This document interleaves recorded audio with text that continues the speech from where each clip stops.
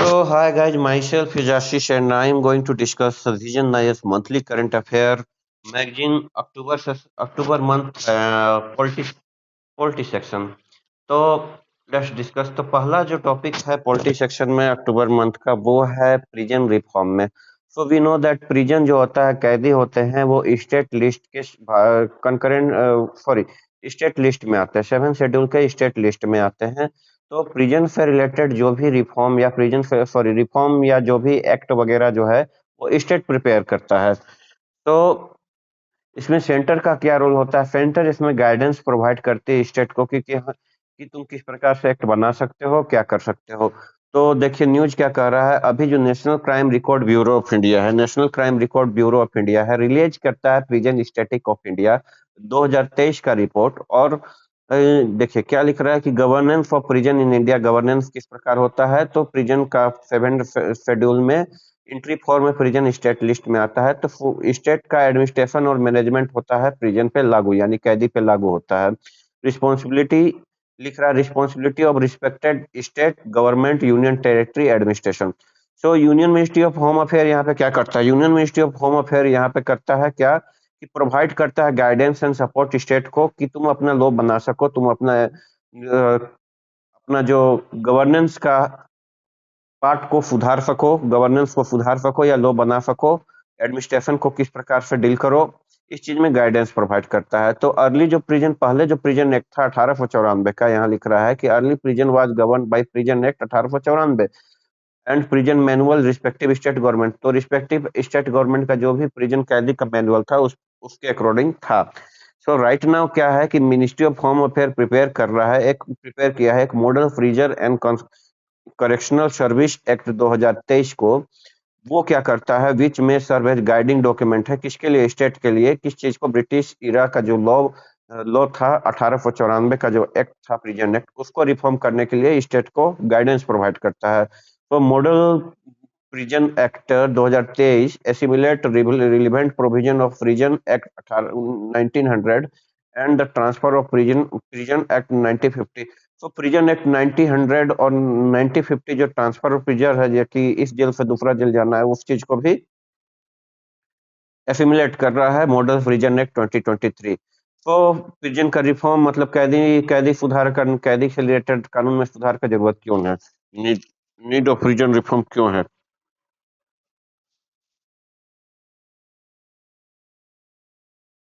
तो basically need इसलिए है क्योंकि high under trial 73.5% of jail inmate है। तो इतना ज्यादा अंडर ट्रायल है, अभी तक केस नहीं हो पाया है, केस उसका सुनवाई नहीं हो पाया, सब अंडर ट्रायल में 73%, 73.5% आप पहुंचिए।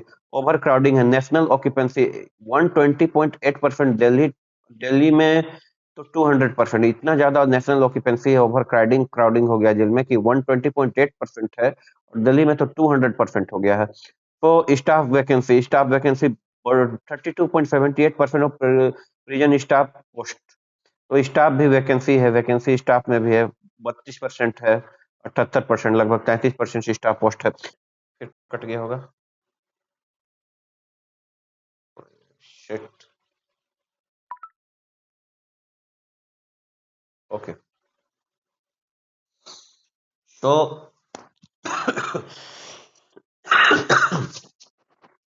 तो क्या है कि हाई या पुअर स्टाफ ट्रेनिंग, स्टाफ को ट्रेनिंग दिया नहीं जाता किस तरह से ऑपरेट करना। आप देखते हैं जेल में मोबाइल वगैरह यूज करते हैं, हथियार वगैरह यूज करते हैं, जेल से बहुत ही गड़बड़ गड़बड़ न्यूज आती है। तो स्टाफ को ट्रेनिंग नहीं दिया गया है, स्टाफ को प्रॉपर वे में ट्रेन करना जरूरी है।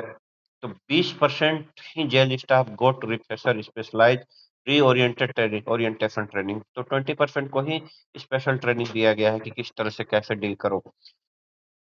Inadequate movement facility, only 35 women jails of 20,100, 500, 20,000, 21,500 and plus inmate, no separate jail in 20 state and unity। सबसे बड़ी बात है, दर्दनाक बात आप देख सकते हैं कि सिर्फ 35 जेल है, 21,500 भारत में जेल जेल है, जिसमें से सिर्फ 35 जेल है, जिसमें क्या कहते हैं कि 20 ऐसा स्टेट में 20 स्टेट में ऐसा स्थिति है कि जहाँ सेपरेट जेल नहीं है, मतलब पुरुष और महिला के लिए। तो उल्टा पल्टा न्यूज आता है, आपको पता होगा। और कितना वुमेन इनसिक्योरिटी है जेल में।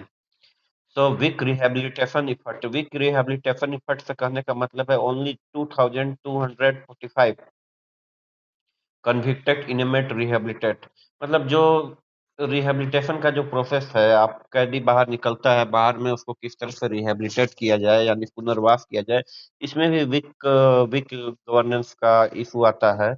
आप देख सकते हैं यहाँ लिख रहा है कि सिर्फ 2245 कन्विक्टेड इनमेट को रिहेबिलिटेट किया गया है। तो आफ्टर ऑल देखिए, ये देखिए judicial procurement related to prison. Judicial procurement क्या करता है प्रिजन से related? Suhas Chakma versus union of India and other 2024 का केस है। सुप्रीम कोर्ट ऑब्जर्व कर रहा है stabilising often prison is one of the solution for overcrowding and also promote rehabilitation. तो सुप्रीम कोर्ट का कहना है कि आप ओपन प्रिजन को स्टेबलाइज कीजिए, जो एक सॉल्यूशन हो सकता है ओवरक्राउडिंग को डील करने के लिए और रिहेबिलिटेट को प्रमोट करने के लिए। So an open prison is a penal establishment in which prisoners serve as a sentence with minimal supervision and perimeter security and are not locked up in a prison cell. Open prison model was adopted in Rajasthan. तो पहले राजस्थान में open prison का model adopt किया गया था।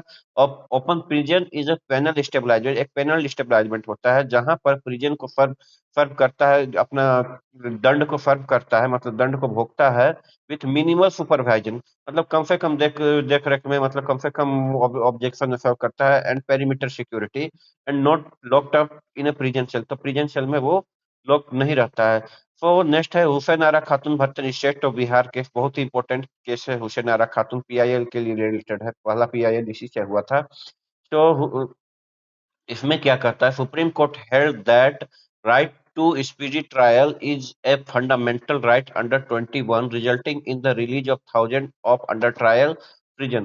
तो क्या है कि राइट टू स्पीडी ट्रायल जो होता है वो फंडामेंटल राइट होता है दे आर्टिकल 21 के अकॉर्डिंग, और आपको अंडर ट्रायल प्रिजन को रिलीज करना चाहिए जो आप अगर राइट को वायलेट कर रहे हो। मतलब बहुत सा कैद में जेल में ऐसा होता है कि अंडर ट्रायल प्रिजन रखा जाता है और उसका मतलब आप जैसे सेंटेंस किए, कोई किसी ने क्राइम कन्विक्ट किया 2 साल के लिए, सपोज दैट किसी ने क्राइम कन्विक्ट किया या इस पे किसी पे इलिगेशन लगा, 2 साल का इलिगेशन लग गया है कि ये काम क्राइम की कन्विक्ट किया, 2 साल तक का सजा मिलना चाहिए था इस सेशन से, इस प्रोविजन से।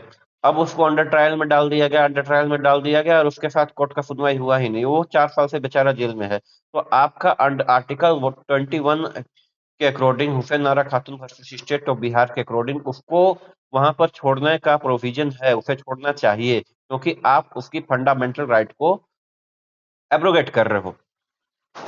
नेक्स्ट है measure taken from for prison reform. Measure क्या थे? Ministry of home affair amended model prison manual 2016 and model prison correctional service act 2023 to address caste based discrimination with in the prison across the country.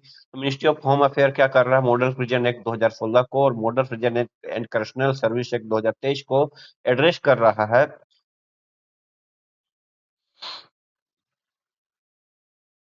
Address करने के लिए किस चीज को? Cast based discrimination with in the prison across country. Actually क्या होता है ना कि अभी भी जेल रिफॉर्म में ये देखा जाता है, सॉरी जेल में ये देखा जाता है कि कास्ट के अकॉर्डिंग कार्य प्रदान की जाती है। जैसे कोई अगर धोबी कास्ट का व्यक्ति है तो उसको कपड़े धोने का कार्य दे दिया जाता है, या फिर कोई शेड्यूल कास्ट का व्यक्ति है तो मोस्टली देखा जाता है कि शेड्यूल कास्ट का व्यक्ति को ही जो यूरिन और वगैरह साफ करने का ये कर दिया जाता है। तो ये कास्ट बेस्ड डिस्क्रिमिनेशन को डील करने के लिए होम अफेयर ने ये किया है, मॉडल प्रिजन प्रिजन मैनुअल 2016 का रूल लाया है और model prison and correctional service act 2023 का रूल लाया है। So amended has been made compliance with the Supreme Court order on the caste-based discrimination prison in Sukanya संस्था versus union of India and other के। सुकन्या संस्था versus union of India case में जो cast based discrimination है इसको लेकर amendment किया गया है। तो model prison manual 2016 aim to bring basic uniformity in law rule and regulation governing administration of prison management of prison all over the country. Support of poor prison scheme. It provides financial assistance to union territory for extending relief to poor prisoners. who are unable to secure bail or release from prison due to non-payment of fine on account of financial constraint। तो क्या होता है कि बहुत सा कैदी लोग को ऐसा होता है कि इकोनॉमिक स्थिति बहुत ही कमजोर होती है, तो वो लोग अपना बेल के लिए पैसा नहीं दे सकते हैं। क्या फाइन दे नहीं सकते, फाइन जो होती है बेल के लिए वो नहीं दे सकते हैं, या फाइन नहीं दे सकते रिलीज के लिए। तो उसके लिए सपोर्ट के लिए स्कीम में प्रोविजन किया गया है। नेक्स्ट है E E prison project. E prison project क्या होता है? It supplement prison information management system developed by national information centre which provide a centralise which provide a centralized approach for recording and managing prison information and generating different kinds of report। तो ये prison project actually एक report बनाने का एक process है जो centralise वे में manage और रिकॉर्ड किया जाएगा प्रिजन का इंफॉर्मेशन को, और एक प्रकार से नेशनल इंफॉर्मेशन सेंटर द्वारा रिकॉर्ड रिकॉर्ड करने का, एक रिपोर्ट प्रिपेयर करने का एक प्रोसेस है।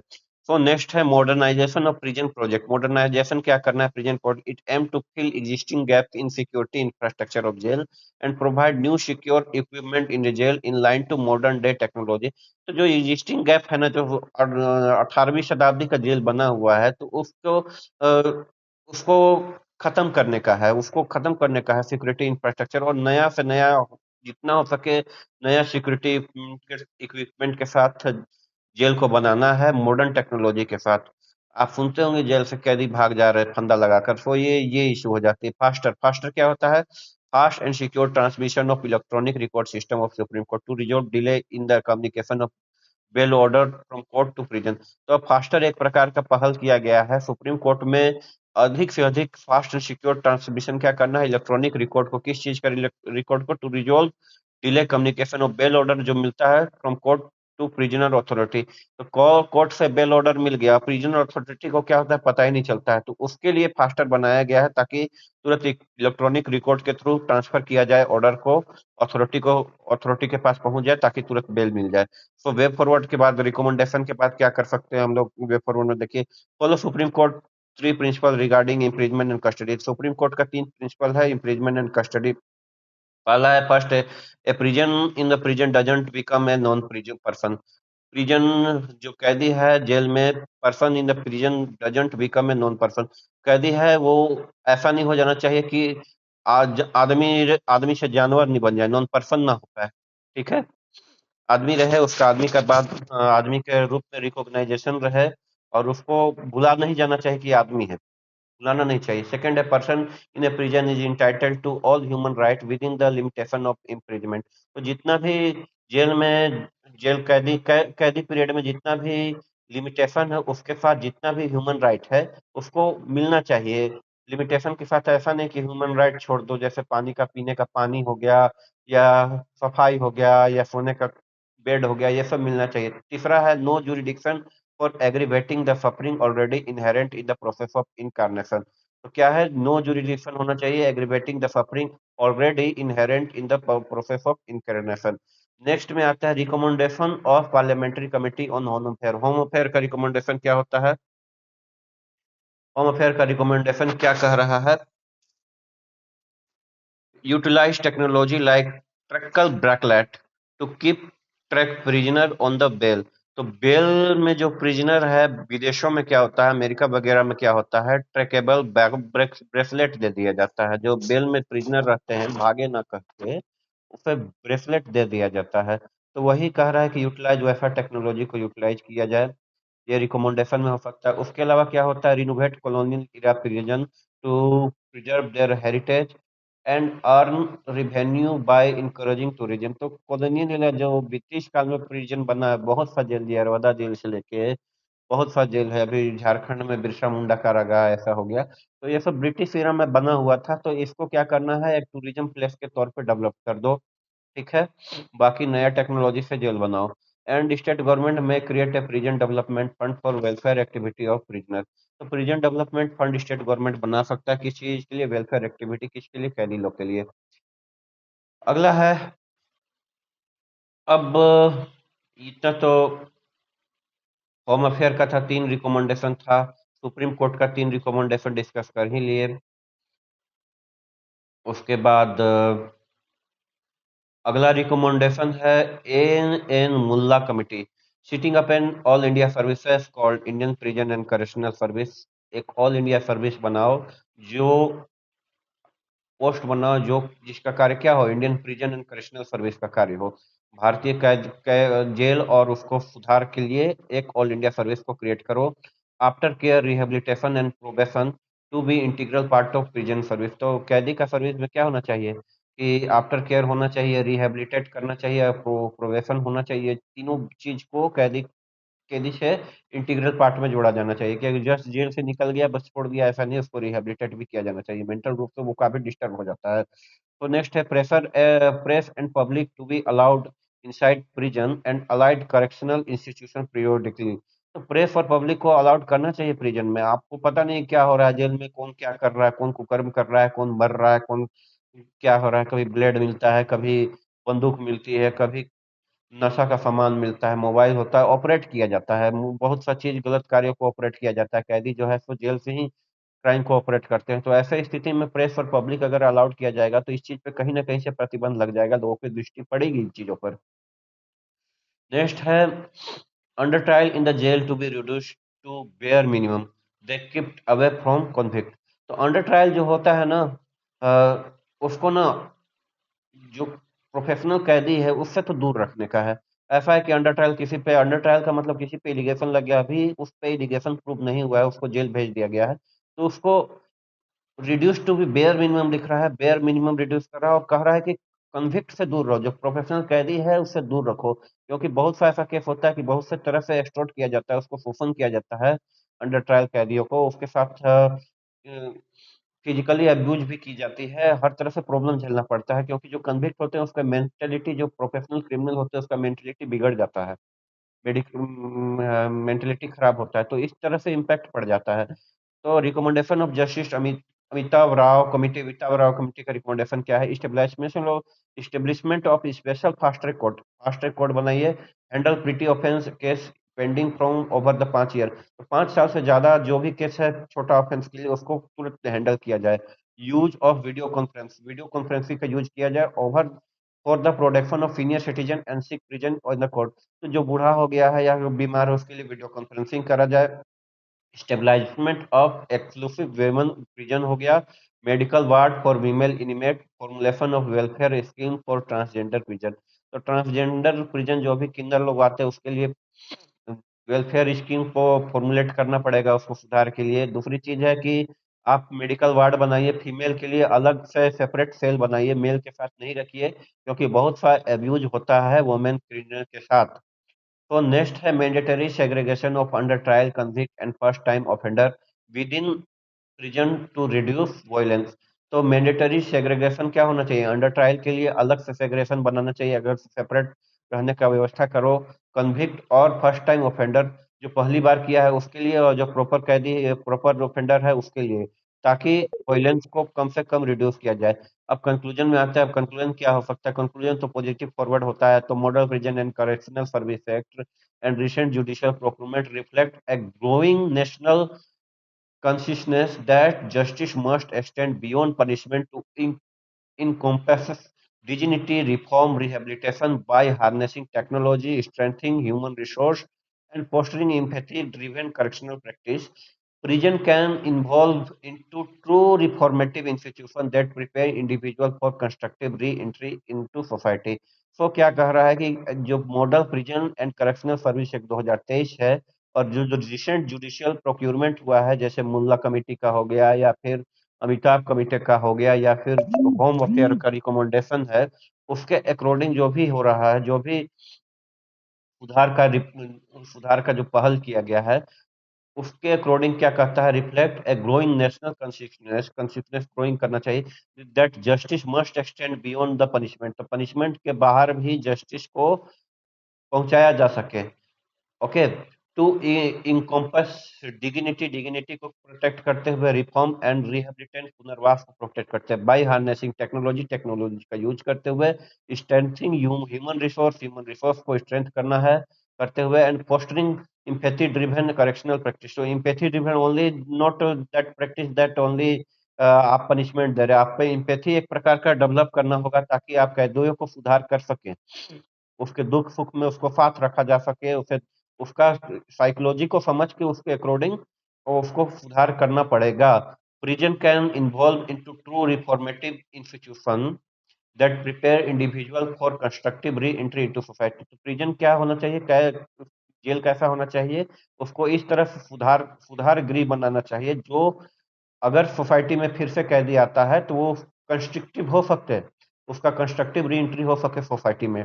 ओके, तो एक डाटा का देखिए, नेशनल क्राइम रिकॉर्ड ब्यूरो क्या कर रहा है, 1986 में बना है, based on the recommendation of किसका, टंडन कमेटी का रिकमेंडेशन से बना है। ओके, टंडन कमेटी का रिकमेंडेशन से बना है national crime record bureau. And national police commission का रिकमेंडेशन 1977 से 77 से काफी तक का, और ministry of home affair task force 1985 का, ये तीनों का रिकमेंडेशन से नेशनल क्राइम रिकॉर्ड ब्यूरो बनता है।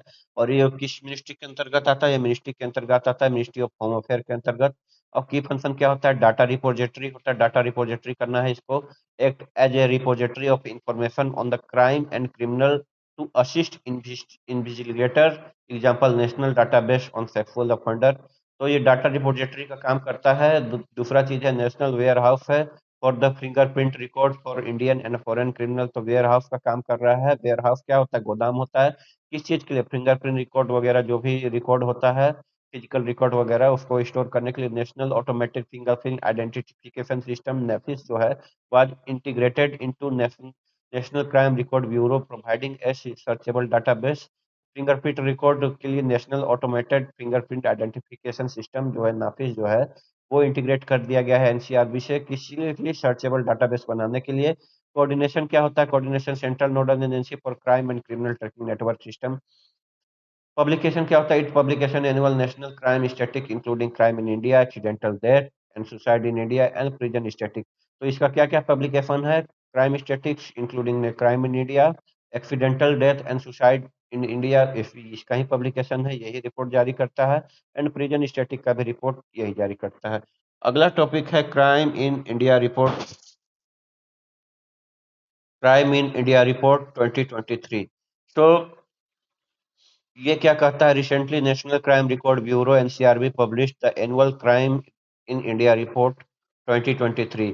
क्या हाईलाइट है, overall cases register cognizable crime where the arrest can be made without warrant हो एन इंक्रीज 7.2% ओवर 2022। जैसे एसटीएससी एक्ट होता है तो उसमें वारंट के वगैरह भी कॉग्निजिबल क्राइम में अरेस्ट किया जा सकता है। तो for cognizable crime where arrest can be made without warrant, तो एन इंक्रीज कितना है, 7.2% में इंक्रीज हो रहा है। The equate to a crime occurring every 5 second, मतलब हर 5 सेकेंड में भारत में एक क्राइम हो रही है। नेक्स्ट है cyber crime, cyber crime registered case for 31.2% over 2022.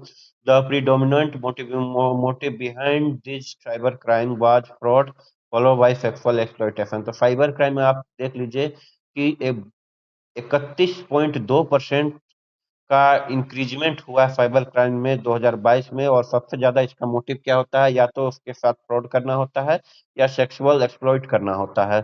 Okay, तो साइबर क्राइम में आजकल तो नया चल रहा है भाई, शादी का मौसम है, शादी का कार्ड आएगा, शादी का कार्ड खोलोगे आपका पैसा से ट्रांजेक्शन हो जाएगा। तो ये सब चीज ध्यान में रखना है। साइबर अगे crime against scheduled tribe, scheduled tribe के अगेंस्ट क्राइम क्या होता है, so 28.8% increase in the case register, there are largely attribute to the ethnic violence in Manipur.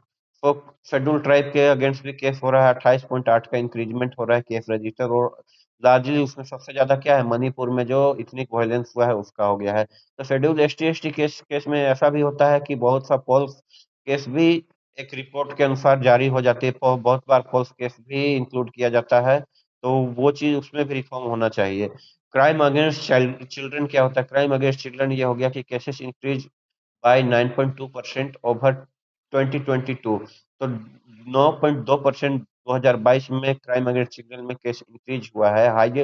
Highest number of cases were registered under kidnapping and abduction, kidnapping and abduction का case highest number है, followed by protection of children from sexual offence, POCSO act. तो POCSO act में जो kidnapping and abduction का case है, उसके बाद जो पोस्को एक्ट है उसका केस है, child protection of child from sexual offence का केस। ये दोनों केस में बहुत ज्यादा इंक्रीज हुआ है, हाईएस्ट नंबर है 9.2%। 2022 में इंक्रीज हुआ है केस चाइल्ड के अगेंस्ट क्रिमिनल, चिल्ड्रन के अगेंस्ट क्राइम में। एंड क्राइम अगेंस्ट वुमेन की बात करी जाए तो मार्जिनल इंक्रीज कितना हुआ, 0.7% का इंक्रीज हुआ है 2022 में। तो नेक्स्ट है, एक और रिपोर्ट है, accidental death and suicide in India report 2023 का रिपोर्ट, एनसीआरबी का है रिपोर्ट है। The accidental death and suicide in India report है। की हाईलाइट क्या होता है, increase in suicide total report reported suicide for the increase of 0.3% as compare 2022 के compare में 0.3% का इंक्रीमेंट हो रहा है। हाउ जबकि rate of suicide has decrease 0.8% during 2023 over 2022। तो क्या कह रहा है कि total reported suicide for increase of 0.3% 2023 में। टोटल रिपोर्ट सुसाइड का जो है इंक्रीज हुआ है 0.3% 2023 में 2022 के कंपेयर में, लेकिन रेट ऑफ सुसाइड क्या हो रहा है, 0.8% डिक्रीज हो रहा है। तो rate of suicide Andaman Nicobar island में सबसे ज्यादा है, पता नहीं क्या होता है, काला पानी का सजा तो वहां होता था, अब क्या कर रहा है भगवान मालिक, तो किस प्रकार से वहां पे सुसाइड सबसे ज्यादा हो रहा है। फिर सिक्किम में सोच लीजिए, सिक्किम जो इतना इन्वायरमेंट फ्रेंडली स्टेट है, जहाँ पे पॉपुलेशन इतना कम है, सबसे लोएस्ट पॉपुलेशन स्टेट है, वहां पर देखिए आप, सिक्किम में भी रेट ऑफ सुसाइड बहुत ज्यादा है। फिर केरला जो एजुकेटेड स्टेट है, आप कहते हैं कि एजुकेशन से सुसाइड कम होता है, ऐसा नहीं है। केरला जो एजुकेटेड स्टेट है, वहां भी रेट ऑफ सुसाइड इंक्रीज बहुत ज्यादा है। तो ये दिखाता है कि किस तरह से मेंटल प्रॉब्लम से लोग जूझ रहे हैं। मेंटल प्रॉब्लम के कारण, लोनलीनेस के कारण, या किसी भी तरह से आप मानसिक तनाव से जो जूझ रहे हैं उसके कारण सुसाइड किस तरह से हो रहा है। सिटी है higher suicide rate as compare to all India suicide rate. तो ग्रामीण परिवेश के मुकाबले शहर में क्या, लोग ज्यादा मर रहे हैं, ज्यादा लटक रहे हैं। State with higher percentage share of suicide, Maharashtra. Maharashtra में सबसे ज्यादा परसेंटेज है। क्या करते हैं भाई, फिल्मी दुनिया में कूदते हैं, पता नहीं क्या है स्थिति, महाराष्ट्र में इतने लोग मर रहे हैं। तमिलनाडु में है, तमिलनाडु में अन्ना लोग भी मर रहे हैं, सुसाइड कर रहे हैं। मध्य प्रदेश में सुसाइड रेट बहुत ज्यादा है, कर्नाटका में ज्यादा है, वेस्ट बंगाल में ज्यादा है। Male female ratio, female ratio ज्यादा, मेल फीमेल रेशियो में देखिए 72.8% आदमी जान दे रहा है। मतलब आप समझ लीजिए, रांझना को आप देखे थे ना, मरा था, उसी तरह से यहाँ आदमी मर रहा है, 72.8% है। और फीमेल रेशियो 27.2%। तो आप समझ लीजिए कि इसका क्या हो रहा है, किसका कट रहा है यहाँ। फीमेल का तो कम है रेशियो, मेल का ज्यादा है, तो ज्यादा आदमी ही मर रहा है। मरना भी चाहिए, बहुत ज्यादा बर्डन होता है। सो मेजर काउजेज होता है फैमिली प्रॉब्लम। फैमिली प्रॉब्लम सबसे ज्यादा होता है, 31.9% other than the marriage related problem. तो 31.9% आप सोच सकते हो फैमिली प्रॉब्लम में है। फैमिली प्रॉब्लम कितना प्रेशर रहता है भाई, लड़का लोग को लाइफ में बहुत प्रेशर रहता है यार। समझना चाहिए, जॉब नहीं लग रहा है, घर का आर्थिक स्थिति खराब है, लड़की छोड़ के भाग गई है, बहुत सा चीज रहता है, मैरिज में खराब हो गया, ड्रम में पैक हो जा रहा है आजकल। उसके बाद देखिए इलनेस के रिलेटेड देखिए, 19% इलनेस के कारण सुसाइड कर रहा है। उसके अलावा ड्रग अब्यूज का केस हो गया, एल्कोहलिक एडिक्शन, ये लोग तो मरना चाहिए। साला जो ड्रग ले लेके मर रहा है उन लोग को तो जीने का अधिकार भगवान जाने। लेकिन ड्रग अब्यूज का केस में देखिए 7% है। मैरिज रिलेटेड इशू में 5.3% मैरिज रिलेटेड इशू है। तो मैरिज रिलेटेड इशू चलिए कम है अभी, लेकिन उससे ज्यादा ड्रग का केस है, उससे ज्यादा है आपका बीमारी का केस है, उससे ज्यादा है फैमिली फैमिली प्रॉब्लम है। उसके बाद आता है ड्रग के बाद, मैरिज के बाद आता है देखिए लव अफेयर के कारण लोग मर रहा है, 4.7% लोग है जो लव अफेयर के कारण टंग रहा है। उसके अलावा आता है बैंक्रप्टी एंड इंडेप्टेंस, तो उधार वगैरह जो करके बैठा है 3.8% बेचारा लोग, वो लोग लटक रहा है। उसके बाद अनएम्प्लॉयमेंट, बेरोजगारी में 1.8% हो गया। उसके अलावा failure of examination, examination fail well कर रहा है, उसके कारण 1.4%। लगता है यार, कभी फेल कर जाओ तो लगता है साला लाइफ में कुछ बचा नहीं, लेकिन ऐसा लगना नहीं चाहिए। फार्मर सोसाइटी, अब देखिए फार्मर सबसे इंपॉर्टेंट है। A total number of 10,786 person in counting for 6.3% of total suicide of victim. सोचिए 10,786 किसान मर गए हैं 6.3% टोटल सुसाइड का केस में।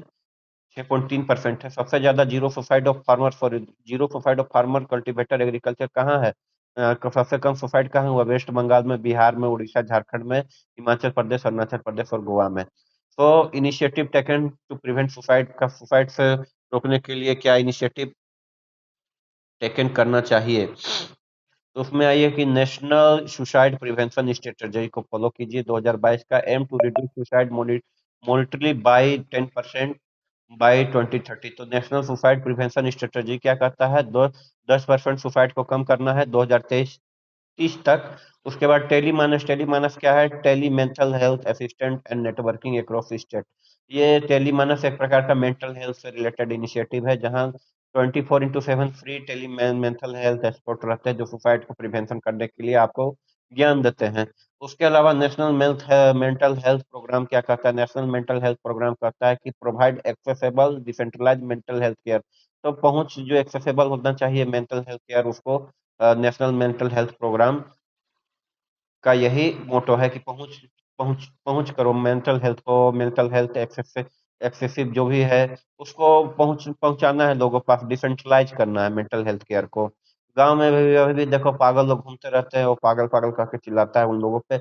उन लोगों के पास मेंटल हेल्थ केयर का पहुंच नहीं होता है। कांके तो खुला है, रांची में, आगरा में पागल खाना है, लेकिन इंडिया में अभी तक उतना पागल खाना नहीं है। और न ही मानसिक रोग चिकित्सालय ज्यादा है। निमहंस सबसे टॉप पर आता है ऐसे देखा जाए तो। मनोदर्पण एक इनिशिएटिव है, मिनिस्ट्री ऑफ एजुकेशन प्रोजेक्ट कर रहा है क्या? Provide physio psychological support to the for the mental health and well being student, teacher and family. तो उसको साइकोलॉजिकल सपोर्ट मेंटल हेल्थ वाले लोग को करना है। सो नेक्स्ट है आईटी अमेंडमेंट रूल 2025 है। Union ministry of electronics and information technology मीटी propose Amendment of Information Technology Intimacy Guidelines and Digital Media Ethics Code Rule 2021 IT rule to check misuse of synthetically generated information including deep fake। तो deep फैक वगैरह synthetically generated information होती है, जैसे deep फैक वगैरह, किसी का photo लगा के कुछ भी बना दिया, तो उसको डील करने के लिए मीटी ने क्या है, रूल जारी किया है। क्या रूल जारी किया है? अमेंडमेंट किया है information technology intermediary guideline digital media ethnic code rule 2021।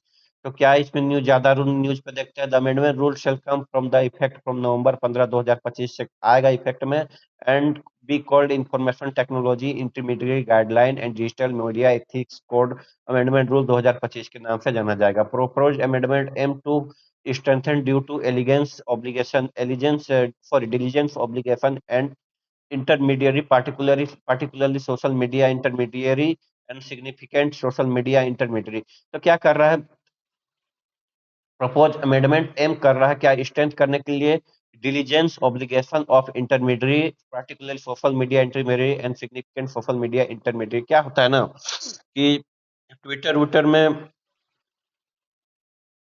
Twitter वुटर या फेसबुक उसमें में किसी का भी फोटो चिपका के, या यूट्यूब में किसी का भी फोटो को कुछ भी बना दे रहा है। अभी रश्मिका मंदाना का आपने केस देखा होगा कि केस कर देती है, उसका फोटो लगा के कोई कुछ उल्टा पल्टा कर दिया था। तो आप ये देखिए कि जो इंटरमीडियरी होता है ना, सोशल मीडिया वगैरह सब इंटरमीडियरी हो गया, तो बीच का माध्यम हो गया। तो इन लोगों को पे नकेल कसने के लिए, इन लोगों पर प्रॉपर गाइडेंस को फॉलो करने के लिए ये रूल को मतलब लाया गया है।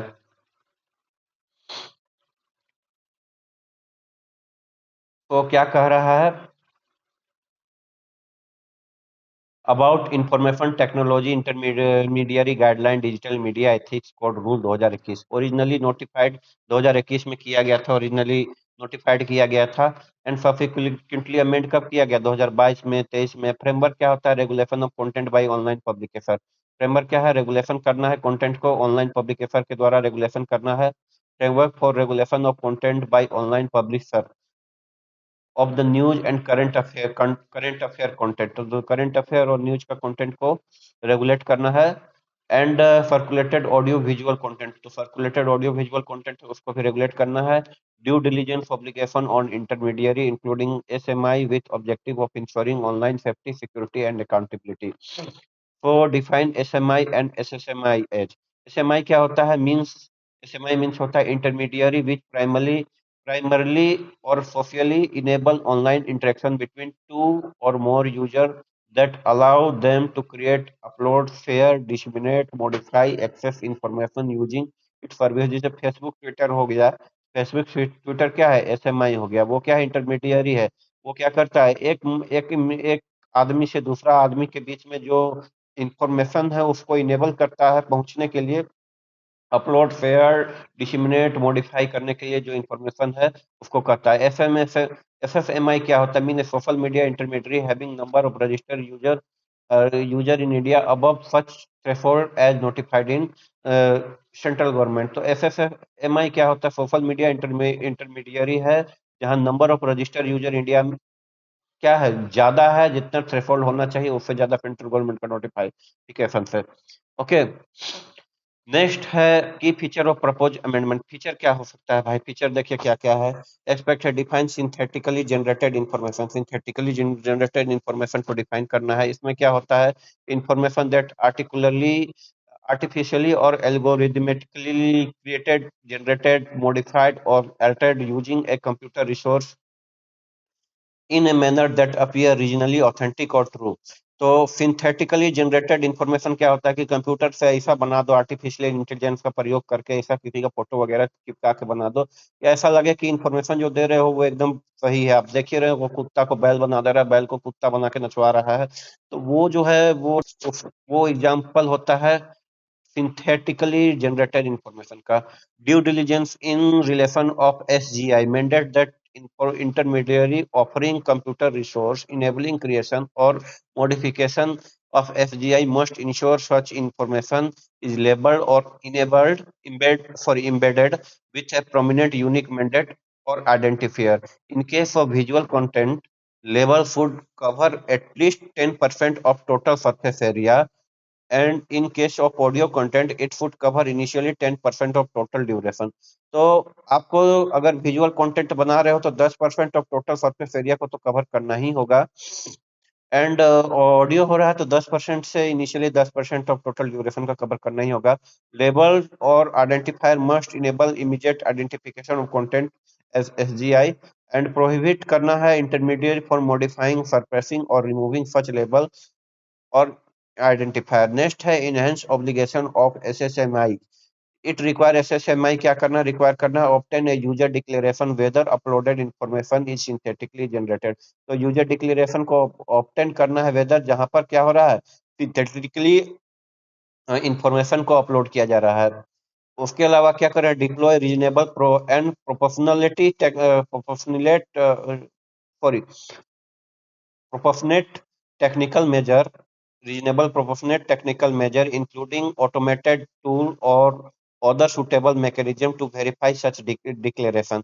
तो क्या करना है, डिप्लॉय करना है रीजनेबल और प्रोपोर्शनेट टेक्निकल मेजर को इंक्लूड, जिसमें क्या इंक्लूडेड होता है, automated tools, automated tool include होना चाहिए, अदर सुटेबल मैकेनिज्म होना चाहिए to verify such such declaration, जो डिक्लेरेशन को वेरीफाई कर सके। जैसे आप देखते हैं कि कुछ भी करते हैं तो एक आता है, एक बॉक्स आता है जिसमें बताता है कि इतना बस है, बस को कितना, जहां जहां बॉक्स में बस है उसको टिक करो, लाइट है, स्ट्रीट लाइट है, उसको टिक करो। तो उसको डिप्लॉय प्रॉपर वे में उसको डिप्लॉय करना है। उसके अलावा क्या है, इंश्योर क्या करना है, that SGI is clearly prominent displayed. SGI क्या है, क्लियरली और प्रोमिनेंट डिस्प्लेड करना करे with a appropriate level of notice. Appropriate level of notice के साथ प्रोमिनेंटली डिस्प्लेड करे एसजीआई को। If they fail to comply, the platform may lose their legal immunity that enjoy from third party content। अगर fail होता है तो legal immunity platform use कर देगा, लूज कर देगा। तो सीनियर लेवल ऑथेंटिक ऑथोराइजेशन क्या होगा, सीनियर लेवल ऑथोराइजेशन क्या हो जाएगा, any intimation to intermediary to removal of unlawful information can only be issued by senior officer at joint secretary rank or above in central ministry, that equivalent in state, deputy inspector general और higher in police force. तो इस तरह से provision इसमें दे दिया गया है। अब चैलेंजेस के बारे में बात कर दीजिए। Challenges in identifying AI generated content. Challenges क्या होता है, लेक ऑफ बेंचमार्क। चैलेंजेस क्या हो गया, कहाँ चला गया जी?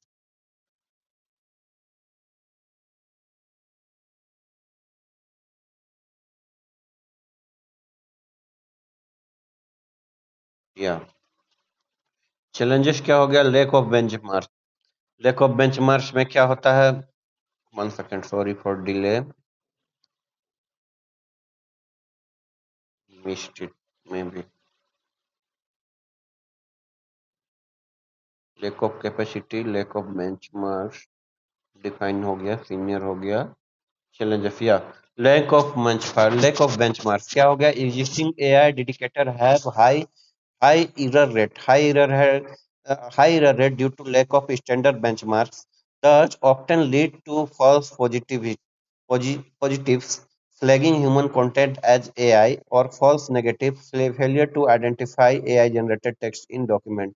तो प्रॉपर बेंचमार्क सिस्टम का कमी है। जो एग्जिस्टिंग एआई डिटेक्टर हैव इतना ज्यादा अभी जो बना हुआ है एआई डिटेक्टर, उसके पास बहुत ज्यादा इरर रेट है। इरर रेट मतलब गड़बड़ी है, due to lack of standardize benchmark, जिसके कारण स्टैंडर्डाइज बेंचमार्क होना चाहिए, नियम होना चाहिए, नियम होना चाहिए, उसकी कमी के कारण हाई एरर रेट है। अभी जो डिटेक्ट कर रहा है एग्जिस्टिंग एआई डिटेक्टर है, जो भी सिस्टम है, does often false lead to false positive, जैसे ऑफन ऑफन लीड क्या कर रहा है, बहुत बार क्या हो जा रहा है, फॉल्स पॉजिटिव हो रहा है, जिसमें flagging human content as AI, जिसमें क्या करता है कि ह्यूमन कंटेंट को एआई बना दे रहा है, एआई मान ले रहा है। फॉल्स नेगेटिव मतलब क्या हो रहा है, failure to identify AI generated text in document.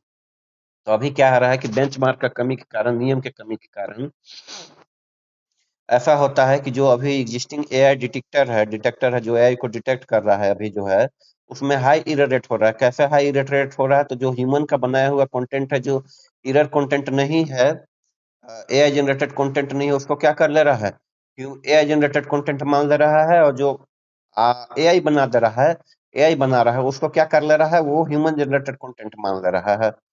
तो ये दिक्कत हो जा रहा है। लैक ऑफ कैपेसिटी का कमी है। The share volume of AI generated content exceed the processing and storage capability of most detection system.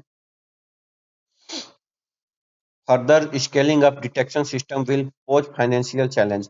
तो अब क्या है, कैपेसिटी की कमी हो गई है। कैपेसिटी का कमी कैसे हो रहा है, तो share volume of AI generated content जो भी है exceed the processing and storage capability of most detection system. तो डिटेक्शन सिस्टम का जो कैपेबिलिटी है स्टोरेज करने का या प्रोसेसिंग करने का, उससे ज्यादा AI generated volume content, AI generated content हो रहा है, वॉल्यूम जनरेट हो रहा है एआई का कंटेंट।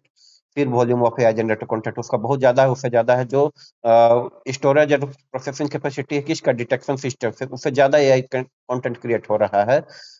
तो क्या हो रहा है, further scaling of detection system will pose financial challenge. तो इसके कारण फाइनेंशियल चैलेंज भी फेस करना पड़ रहा है डिटेक्शन सिस्टम को, क्योंकि अधिक से अधिक डिटेक्शन सिस्टम को लाना पड़ेगा। तो anonymity, AI generated content deepfake can be made anonymously or housed on foreign server. Further, lack of unified law or regulatory mechanism hinder cross-border verification and traceability. तो क्या होता है कि क्रॉस बॉर्डर से बनाया जा रहा है, बाहर बैठ के बना रहा है, पाकिस्तान में या बांग्लादेश में या कहीं और कोई और देश में कुछ भी बना दिया जा रहा है, तो उसके कारण क्या हो रहा है, एनोमली से अज्ञात लोग बना रहा है, तो उसको डिटेक्ट करने में प्रॉब्लम आ रही है। So in per capability, generative AI generated content blends seamlessly with human created content, making it challenges for detection system to identify। जैसे अभी जो जनरेटिव एआई जो बन रहा है, ऐसा बना दे रहा है कि ह्यूमन क्रिएटेड कंटेंट जो होता है, ह्यूमन जैसे कोई आदमी कर रहा है वैसे ही जनरेटेड एआई बना दे रहा है। तो उसमें इतना ज्यादा ब्लेंड कर दे रहा है, इतना ज्यादा सिमिलरिटी बना दे रहा है कि उसको डिटेक्ट करना दिक्कत हो जा रहा है कि कौन आदमी का ओरिजिनल कंटेंट है, कौन एआई जनरेटेड कंटेंट है। Okay, example tool like MIDG, Mid Journey, Del E, and Stable Diffusion can generate hyper realistic image that often difficult to detect AI generated। तो इतना अच्छा रियलिस्टिक इमेज बना दे रहा है, तो एआई जनरेटेड इमेज से detect करना उसको मुश्किल हो जा रहा है कि कौन एआई है, कौन ओरिजिनल है। For balancing innovation and privacy, detection mechanism often raise privacy concern due to metadata tracking. Metadata tracking over regulation could constrain AI innovation, while under regulation risk unchecked spread of misinformation। तो balance करना है, innovation and privacy दोनों को भी balance करके चलना है। जो डाटा जो डिटेक्ट कर रहा है एआई को, उसमें प्राइवेसी कंसर्न को ध्यान में रखना ही पड़ेगा, क्योंकि प्राइवेसी कंसर्न ध्यान कभी कभी क्या हो रहा है, प्राइवेसी कंसर्न को मिसयूज किया जा रहा है, ओपन राइज प्राइवेसी कंसर्न हो जा रहा है, क्योंकि प्राइवेसी कंसर्न को ओवरक्रॉस किया जा रहा है। Over regulation could constant AI innovation while under regulation. Over regulation अगर करते हैं तो वो एआई इनोवेशन को कांस्टेंट कर दिया जाएगा, उसको कम करेगा एआई का इनोवेशन को। और अगर अंडर रेगुलेशन करते हैं यानी कम रेगुलेट करते हैं तो उसमें क्या होगा, इस इंफॉर्मेशन को जो स्प्रेड हो रहा है उसको चेक कम किया जाएगा, उसको अनचेक्ड रह जाएगा वो miss information.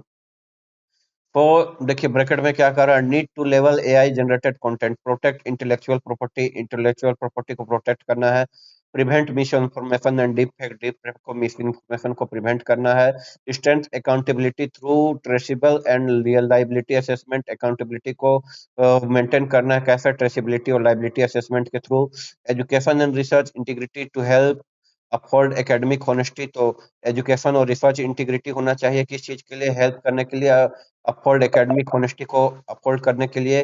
For authenticity and credibility of information use in the sector like health care financial service. तो इंश्योर क्या करना है, authenticity and credibility of information use in the sector like health care financial service. इसमें क्या करना है, health care और financial service में ऑथेंटिसिटी और क्रेडिबिलिटी ऑफ इंफॉर्मेशन को मेंटेन करना है। तो initiative taken to tackle deep fake को टैकल करने के लिए क्या इनिशिएटिव टेकन किया गया है इंडिया में है। Election commission of India issued advisory on disclosure of SGI and AI generated content during election.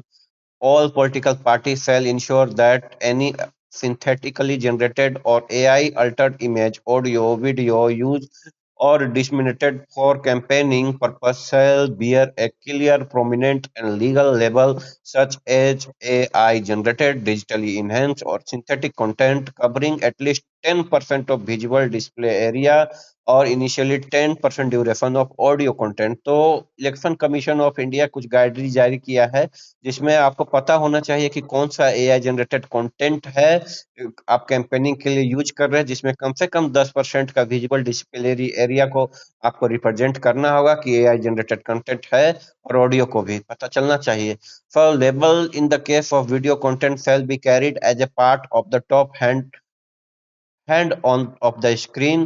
Next है any instance of AI alter image, audio, video, misinformation or manipulated content detect on official party handle shall be taken down within 3 hour of being noticed। अगर कुछ भी ऐसा miss information बना देता है, audio video manipulate करता है, उल्टा पलटा एआई जनरेटेड इंफॉर्मेशन इमेज बनाकर प्रचार में कैंपेन करने के लिए, तो पार्टी को क्या करना है, 3 घंटे के अंदर उसको खत्म करना है। Taken down within 3 hour, notice जब मिलता है उसके 3 घंटे के अंदर उसको हटा देना है। Digitally personal data protection act क्या करता है, ensure that personal data is processed lawfully by data fiduciary and including AI campaign with user consent and reasonable security safeguard. Deepfake using personal data without consent can attract penalty under this act। तो data digital personal data protection act यही करता है कि personal data ensure is processed lawfully by data fiduciary in including AI campaigns for data fiduciary और personal data जो भी है इस प्रोसेस लॉफुली प्रोसेस होना चाहिए, किसके द्वारा, डाटा फिजवरी के द्वारा, जो डाटा का मालिक है उसके द्वारा इंश्योर होना चाहिए कि पर्सनल डाटा जो भी प्रोसेस हो रहा है वो कानून के अंतर्गत हो डाटा फिजवरी के द्वारा, and with the user constant, मतलब जो उपभोग करता है उसका सहमति भी होना चाहिए, एंड रीजनेबल सिक्योरिटी सेफगार्ड के साथ, जो भी पर्याप्त सिक्योरिटी सेफगार्ड होना उसके साथ उसको यूज करना है। Deep fake using personal data without constant can attract penalty under the act. तो डीप फेक अगर पर्सनल डाटा पे बना रहे हो विदाउट कंसेंट, बिना सहमति का, तो पेनल्टी को वो अट्रैक्ट करेगा। तो नेक्स्ट है Indian cyber crime coordination centre potency power agency to issue notice for removal disabling access to unlawful content including deep fake under IT act, read it IT rule 2021। Other है Sahyog portal by potency national cyber crime report portal CERT In etc. तो global way में क्या initiative है, European Union as AI act mandate watermark of synthetic content. तो European Union क्या कर रहा है, सिंथेटिक कंटेंट जो भी बन रहा है उसमें क्या करना है, एआई वाटरमार्क यूज करना है। Denmark propose new deepfake legislation as a part of its digital copyright law to protect individual right from impact AI generated deepfake। तो नया deepfake legislation को डेनमार्क प्रपोज किया गया है डिजिटल कॉपीराइट लॉ में, so that impact AI generated effect से बचाया जा सके, एआई जनरेटेड इम्पैक्ट से बचाया जा सके। ओके, इंडिविजुअल को। China roll out it AI labeling rule, China भी रूल बनाया है under which content provider must now display clear label to identify material created by AI. तो चाइना क्या कर रहा है, जो भी बना रहा है उसको पता क्लियर लेबल में डिस्प्ले करना होगा अपना कि एआई जनरेटेड है अपना लेबल को, ताकि एआई जनरेटेड पता चल सके। अब वे फॉरवर्ड में आइए, वे फॉरवर्ड क्या हो सकता है? वे फॉरवर्ड हो सकता है digitally framework durable solution of AI content detection can be developed based on three pillar. पहला पिलर है stabilising a digital provenance framework similar to Aadhaar. तो आधार के जैसा एक डिजिटली फ्रेमवर्क बना दो। ओके, तो उस तरह से क्या होगा, एआई कंटेंट को डिटेक्शन करने में इजी होगा। Enabling invisible yet verifiable signature of authentic content. तो जो इनविजिबल है उसको वेरीफाई सिग्नेचर एक मिल जाएगा ऑथेंटिक कंटेंट के लिए। तो क्या होगा, एक आधार जैसा एक बना दो, कुछ डाटा स्ट्रक्चर डाटा बना दो आधार जैसा। ओके, आधार जैसा कार्ड बना दो ताकि एआई एआई जो भी बना रहा है उसका पता लग सके। Implementing tried accountability that assign responsibility based on the role and influence of platform managing synthetic media। तो टायरेड अकाउंटेबिलिटी इंप्लीमेंट करना होगा ताकि जो सिंथेटिक मीडिया है, वो जो सिंथेटिक मीडिया जैसे फेसबुक ट्विटर वगैरह जो हो गया, या फिर ग्रोक वगैरह हो गया, या आपका चैट जीपीटी या एआई जनरेटेड एआई है, ये सब मीडिया जो हो गया, वो सब क्या है उसमें प्रॉपर वे में अकाउंटेबिलिटी को इम्पोज करना ही पड़ेगा, रिस्पॉन्सिबिलिटी, ताकि हो सके कुछ भी मत बना दो। प्रमोटिंग एआई लिटरेसी को प्रमोट करना है, empower citizen to recognize manipulation. तो सिटीजन को बताना होगा कि क्या एआई में मैनिपुलेट किया जा सकता है। तो इस तरह से एआई लिटरेसी को आप बढ़ावा देना होगा, सिटीजन को अवेयर करना होगा एआई के अगेंस्ट में। तो गवर्नेंस आर्किटेक्चर क्या होगा, developed regulatory structure, standardised technical protocol and robust oversight mechanism to strengthen AI content detection while balancing privacy and ethical consideration। तो प्राइवेसी को बैलेंस करते हुए और इथिकल कंसिडरेशन को बैलेंस करते हुए एक स्टैंडर्डाइज टेक्निकल प्रोटोकॉल और मैकेनिज्म जो भी है ओवरसाइट करने का, उसको रिबूस्ट करते हुए एक जो है आर्किटेक्चर को डेवलप करना होगा। गवर्नेंस आर्किटेक्चर को मतलब गवर्नेंस आर्किटेक्चर इस तरह से डेवलप करना होगा, रेगुलेटरी स्ट्रक्चर है जो स्टैंडर्डाइज टेक्निकल प्रोटोकॉल को फॉलो करे, और जो भी ओवरसाइट मैकेनिज्म जो देखने वाला मैकेनिज्म है उसको प्रॉपर वे में रिबूस्ट करना होगा। रिबूस्ट करने का मतलब है प्रॉपर वे में उसको फिर से बनाना होगा या उसको बिल्डअप करना होगा ताकि वो स्ट्रेंथ रहे एआई कंटेंट डिटेक्शन के लिए, और बैलेंस करे प्राइवेसी को भी और इथिकल कंसिडरेशन को भी बैलेंस करे। वाटर मार्किंग मार्किंग क्या हो सकता है, AI water marking can provide a solution bye embedding indelible marker into AI generated content, serving as a digital signature that attests to the content origin and integrity। तो AI generated content जो भी बना रहा है उसमें water mark को use करना होगा ताकि ये पता चल सके कि आप जो बना रहे हो वो एआई जनरेटेड हो। जैसे चाइना जो है अभी मैंडेटरी कर दिया है इस चीज को। So stabilise global standard for AI generated content detection. तो ग्लोबल स्टैंडर्ड को स्टेबलाइज करना है एआई जनरेटेड कंटेंट डिटेक्शन को लेकर, work toward aligning domestic framework with international benchmark. जो भी इंटरनेशनल बेंचमार्क है और जो डोमेस्टिक बेंचमार्क है, वो दोनों फ्रेमवर्क है, वो दोनों को अलाइन करना होगा। and periodically review policy to ensure robust and adaptive governance in the AI ecosystem। तो periodically क्या करना है, आपको रिव्यू करते रहना है पॉलिसी को, जो इंश्योर करता है रिबोस्ट करने को और एडेप्टिव गवर्नेंस को। रिबोस्ट और मतलब रिफॉर्म और एडेप्टिव गवर्नेंस को, जो अच्छा से अच्छा गवर्नेंस के तरीकों को एडॉप्ट किया जा सके, किस चीज को, एआई इकोसिस्टम को लेकर।